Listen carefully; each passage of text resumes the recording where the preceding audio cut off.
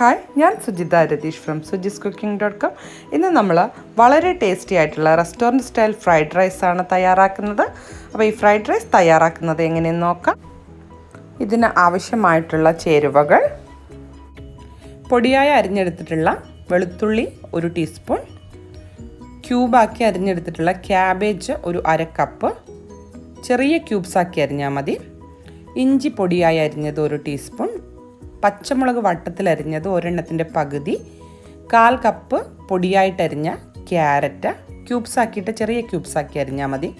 അതുപോലെ തന്നെ beans 1/4 cup ഇതുപോലെ സ്ലൈസ് ചെയ്തെടുത്തിട്ടുള്ളത്, ഇതുപോലെ ക്യൂബാക്കിയിട്ട് അരിഞ്ഞെടുത്തിട്ടുള്ള ക്യാപ്സിക്കം 1/4 കപ്പ്, ചോപ്പ് ചെയ്തിട്ടുള്ള ഉള്ളി 1/4 കപ്പ്. ഇനി ഇതിലേക്ക് ആവശ്യമുള്ളത് 1 കപ്പ് ബാസ്മതി അരിയാണ്. അത് ഞാനിവിടെ നന്നായിട്ട് കഴുകിയതിന് ശേഷം സോക്ക് ചെയ്യാനായിട്ട് വെച്ചിട്ടുണ്ട്. 30 മിനിറ്റ് നമുക്ക് സോക്ക് ചെയ്തെടുക്കണം. 30 മിനിറ്റ് കഴിഞ്ഞിട്ടുണ്ട്. ഈ അരി നമുക്കിനി വെള്ളം വാർത്ത് കുക്ക് ചെയ്തെടുക്കണം. അരി കുക്ക് ചെയ്യാനായിട്ട് ഞാനിവിടെ ഒരു അടി കട്ടിയുള്ള പാത്രത്തിൽ വെള്ളം അടുപ്പത്ത് വെച്ചിട്ടുണ്ട്.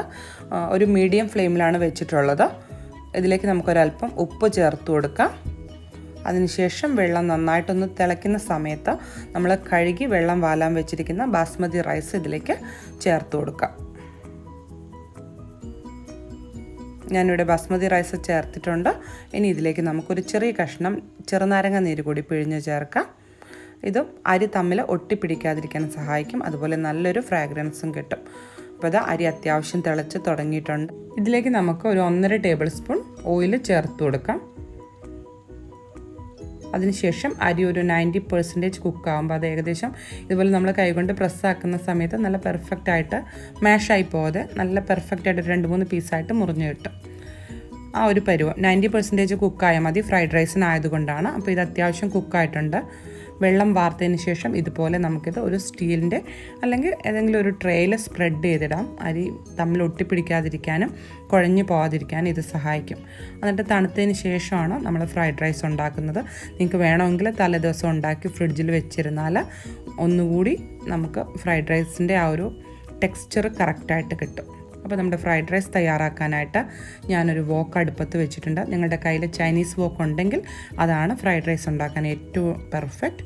ഈ വോക്ക് പരമാവധി ചൂടാവുന്ന സമയത്ത് നമുക്കിതിലേക്ക് ഒരു 2 ടേബിൾ സ്പൂൺ ഓയിൽ ചേർത്ത് കൊടുക്കാം. നല്ല ചൂട് വേണം. ഏത് ചൈനീസ് ഡിഷ് ചെയ്യുമ്പോഴും സ്റ്റിർ ഫ്രൈ ആണ് മെയിൻ. അപ്പോൾ അതുകൊണ്ട് തന്നെ ആ വോക്ക് പരമാവധി ചൂടായിരിക്കണം. ഈ ഓയിൽ നമുക്ക് ഇതിൻ്റെ ചുറ്റും ഒന്ന് സ്പ്രെഡ് ചെയ്ത് കൊടുക്കാം കേട്ടോ. റൈസ് ഇടുന്ന സമയത്ത് സ്റ്റിക്ക് ആവാതിരിക്കാൻ സഹായിക്കും. ഇതിലേക്ക് നമുക്ക് 1 ടീസ്പൂൺ വെളുത്തുള്ളി ചേർത്ത് കൊടുക്കാം. അത് ചെറുതായിട്ടൊന്ന് ഇളക്കിയതിന് ശേഷം നമുക്കിതിലേക്ക് 1 ടീസ്പൂൺ ഇഞ്ചി, അതുപോലെ തന്നെ അതും ഒന്ന് സോട്ട് ചെയ്തതിന് ശേഷം നമ്മുടെ ഒരു 1/4 കപ്പ് ചുവന്നുള്ളി, വലിയുള്ളി ഇല്ലേ, അത് പൊടിയായി അരിഞ്ഞത്. വലിയുള്ളിക്ക് പകരം നിങ്ങൾക്ക് സ്പ്രിംഗ് ഓണിയൻ്റെ വൈറ്റ്സ് ഉണ്ടെങ്കിൽ അതും ചേർക്കാം. 2 കൂടി ഒരുമിച്ചും ചേർക്കാം.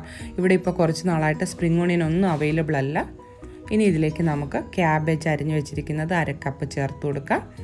അതോടൊപ്പം തന്നെ ബീൻസ് 1/4 കപ്പ്, ക്യാരറ്റ് അരിഞ്ഞത് 1/4 കപ്പ്, ക്യാപ്സിക്കം ക്യൂബായിട്ട് അരിഞ്ഞിട്ടുള്ളത് 1/4 കപ്പ് എന്നിവ ചേർത്ത് ഹൈ ഫ്ലെയിമിൽ നന്നായിട്ടൊന്ന് സോട്ട് ചെയ്തെടുക്കാം. നല്ലപോലെ സോട്ട് ചെയ്തെടുക്കാം. ജസ്റ്റ് ആ വെജിറ്റബിൾ വല്ലാതെ കുക്കാവണ്ട. അതിൻ്റെ ഒരു ക്രിസ്പിനെസ് നമുക്ക് നമ്മുടെ ഫ്രൈഡ് റൈസിൽ കിട്ടണം. അതാണ് നമ്മുടെ ആവശ്യം. ഇതിൻ്റെ കൂടെ തന്നെ നമുക്കൊരു ചെറിയ ടീസ്പൂൺ, ഒരു 1/4 ടീസ്പൂൺ മതി, പഞ്ചസാര കൂടി ചേർത്ത് കൊടുക്കാം. ഈ പച്ചക്കറികളുടെ ഒരു നിറം നഷ്ടപ്പെടാതിരിക്കാനും നല്ലൊരു കരികരിപ്പും ടേസ്റ്റിനും ഈ പഞ്ചസാര ചേർക്കുന്നത് സഹായിക്കും. അതിൻ്റെ കൂടെ തന്നെ നമുക്കിതിലേക്ക് ഒരു 2 നുള്ളു ഉപ്പ് കൂടി ചേർത്ത് കൊടുക്കാം. എന്നിട്ട് വീണ്ടും നന്നായിട്ടൊന്ന് സോട്ട് ചെയ്തെടുക്കാം. പ്രത്യേകം ശ്രദ്ധിക്കുക, വെജിറ്റബിൾസ് ഓവർ കുക്കായി പോവരുത്. ജസ്റ്റ് ഒന്ന് കുക്കാവണം, അത്രേ ഉള്ളൂ കേട്ടോ. അത് നമ്മുടെ ചോറിൻ്റെ ചൂടും എല്ലാം കൂടി ആ ഒരു പെർഫെക്റ്റ് ടെക്സ്ചറിൽ നമുക്ക് കിട്ടും. അപ്പം ഇതിലേക്ക് ഇനി നമുക്ക് ചേർത്ത് കൊടുക്കേണ്ടത് നമ്മൾ വേവിച്ചൂറ്റി വെച്ചിരുന്ന ചോറാണ്. ചോറ് ഇതിലേക്ക് ചേർത്ത് കൊടുക്കാം. നിങ്ങൾ ഇത് ഒരുപാട് പേർക്കുള്ളത് കുക്ക് ചെയ്യുന്നുണ്ടെങ്കിൽ ഇതുപോലെ വെജിറ്റബിൾ മിക്സ് ചെയ്യുന്ന സമയത്ത് ബാച്ചായിട്ട് ചെയ്യുക കേട്ടോ. ഇനി ഇതിലേക്ക് നമുക്ക് ചെറിയൊരു ടീസ്പൂൺ കുരുമുളക് പൊടി ചേർത്ത് കൊടുക്കാം. അതോടൊപ്പം തന്നെ നമുക്കൊരു 1.25 ടേബിൾ സ്പൂൺ സോയാ സോസ് ചേർത്ത് കൊടുക്കാം. പിന്നെ ഒരു ചെറിയ ടീസ്പൂൺ വിനാഗിരി കൂടി ചേർത്ത് ഹൈ ഫ്ലെയിമിൽ ഈ റൈസ് ഒന്ന് ഫ്രൈ ചെയ്തെടുക്കാം. റൈസ് ഇട്ടിട്ട് ഇളക്കിയ ഉടനെ തന്നെ നിങ്ങൾ തീ ഓഫ് ചെയ്യരുത് കേട്ടോ. ഫ്രൈഡ് റൈസാണ്, അപ്പോൾ റൈസ് ഒന്ന് ചെറുതായിട്ട് ഫ്രൈ ആവണം. അപ്പോഴേ നമുക്കൊരു കടി ഉണ്ടാവും എപ്പോഴും ഫ്രൈഡ് റൈസിൻ്റെ ഒരു ചോറിന്. അപ്പോൾ ആ ഒരു ടെക്സ്ചറിൽ തന്നെ നമുക്ക് കിട്ടണം. അപ്പോൾ ഇതാ നമ്മുടെ ഫ്രൈഡ് റൈസ് തയ്യാറായിട്ടുണ്ട്. റെസ്റ്റോറൻറ്റിൽ ചെയ്യുന്ന പോലെ ടോസ് ചെയ്തെടുക്കാൻ നമുക്ക് വീട്ടിൽ പ്രയാസമായിരിക്കും. അപ്പോൾ ഇങ്ങനെ തവി കൊണ്ട് നന്നായിട്ട് ഒന്ന് സോട്ട് ചെയ്തെടുത്താൽ മതി.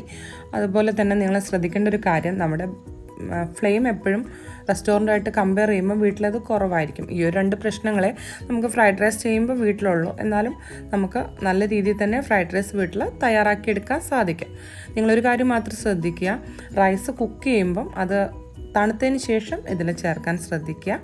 ഒരു 2-3 മണിക്കൂറെങ്കിലും ഫ്രിഡ്ജിൽ വെക്കുക. അതല്ല രാത്രിയിൽ കുക്ക് ചെയ്തിട്ട് ഫ്രിഡ്ജിൽ അരി വെക്കാൻ പറ്റുമെങ്കിൽ ആ പെർഫെക്റ്റ് ടെക്സ്ചറിൽ തന്നെ നമുക്കിത് കിട്ടും. എപ്പോഴും ഈ കാര്യം ശ്രദ്ധിക്കുക.